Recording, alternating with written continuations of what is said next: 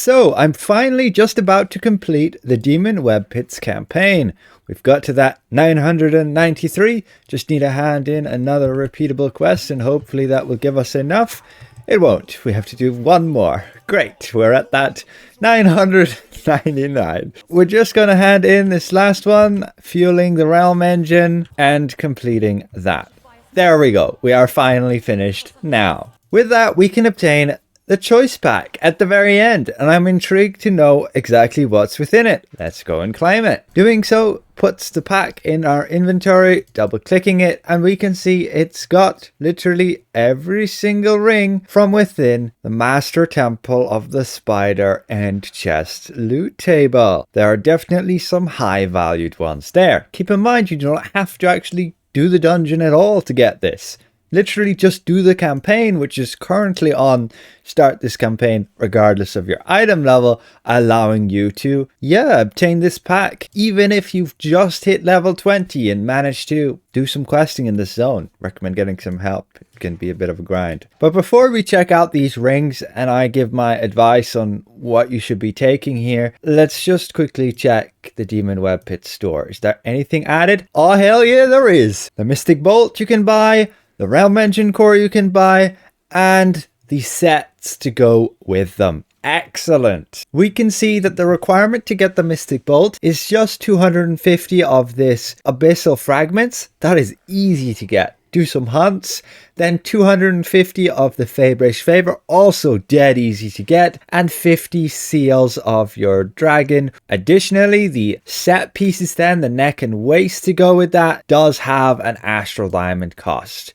Bit of a yikes, but at least it's cheaper than what we've seen in the past. 175,300 of those coins, which you're again getting from doing your quests. You can get through doing your hunts with the modifier of resiliency, but you will need 35 of this Sigil of Squirts. So you are limited per week how much you can get because there's a weekly cap of 100. And then you will need 3 of the Abyssal Fragments. Not sure why it's only 3.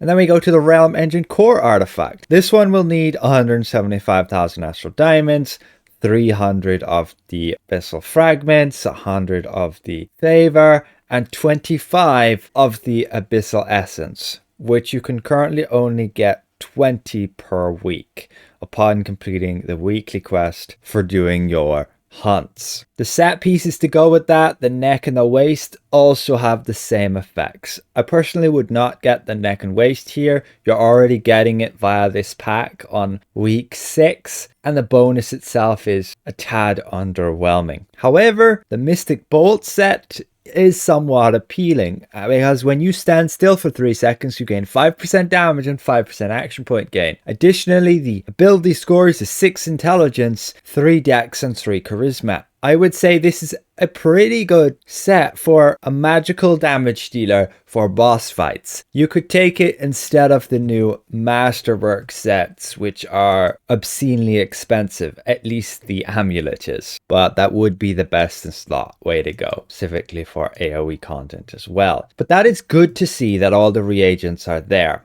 However, the reagents for actually upgrading them is not here. You're still going to have to complete Mensa Branding in order to purchase those. Getting those eye stalks, the coil, the enchanted piece, and the prism. All 4 of those you need, and the best way to get them is pretty much doing your abyssal hunts with the ferocity modifier. So that is great to see.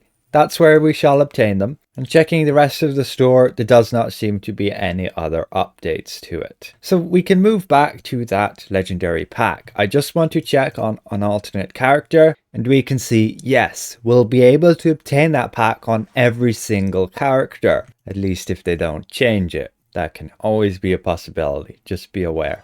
But it would allow you to obtain on every single character another ring. These rings being bound to character on pickup though. Yikes. But otherwise you have the option to get 100 insignia powder. That's 100 insignia powder per character, at least that you bring through this campaign, or a glyph of potency, which is bound to pick up on character. I guess they were pretty cautious with that. You won't be obtaining this pack and getting the rings and putting them on alternative characters, Kind of sucks, but it is how it is. Now, what rings should you be taking? Well, if you're a paladin or a barbarian tank, I would absolutely take the Grace ring, at least if you want to support the team in dealing damage. However, as a tank, if you want to just get some extra survivability, you'd be best off with the Tenacity ring. It gives you that awareness stat, but it also will reduce your damage you take from ranged attacks by 3%. Yes, only good in specific boss fights, but the rest of these rings kinda suck for a tank. Enduring has an absolutely useless bonus, but you could take it just for the crit avoidance. Then we go to healers. Again, if you're a bard, paladin, or warlock, you could take the Grace ring to support your team so they deal more damage. Alternatively, you can take the Illustrator's Obligation to boost your crit severity rating and then your critical strike. The rest are usually not any good here, but there is a niche ring of Benediction, but most people won't rely on that for their stats, so it's kind of pointless. There is the recharge speed ring you could take on a healer as well. It's got okay stats with then 10% recharge speed. Just be sure to only really use it when you're against one enemy. And then for DPS, damage dealers, what should you take from this pack? Well, since you'll leave the Grace to the supports, your best bet is to take either Obligation or Beauty. Those two are pretty much the best right here. Ideally, you would have both until you get like Examined rings or the Demonweb Pit rings, but it'll help you build up your character. And out of the two, you're probably better off with Obligation, boosting the crit severity rating and the critical strike. I wouldn't really take any of the other options as a DPS. But ultimately, again, if you have every single one of those rings, like many of us do who are doing the Temple of the Spider and farming it since the launch of Module 24, well, it's just, I would take the insignia powder. Most cases, glyphs are usually a bit cheaper than 100 insignia powder value. So that is that. We can now finally obtain the Mystic Bolt and the Realm Engine Core artifacts from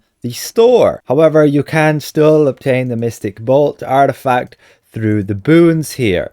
You get to this point and fill out those requirements and you can craft this, gaining a boon point and the Mystic Bolt. And be aware from the store when you obtain these artifacts that they are bind on pickup to your character. So you won't be buying these to upgrade them to sell them. If you already have the artifact, you cannot obtain it like me just here. So the Mystic Bolt, obtaining it through this path is pointless unless this Mystic Bolt is not bound, which I'm just going to double check. And yeah, sadly, it's also bound to character on pickup. So no selling that one either. Your best bet is just get this one via the boons and forget about the one in the store, unless you accidentally deleted it.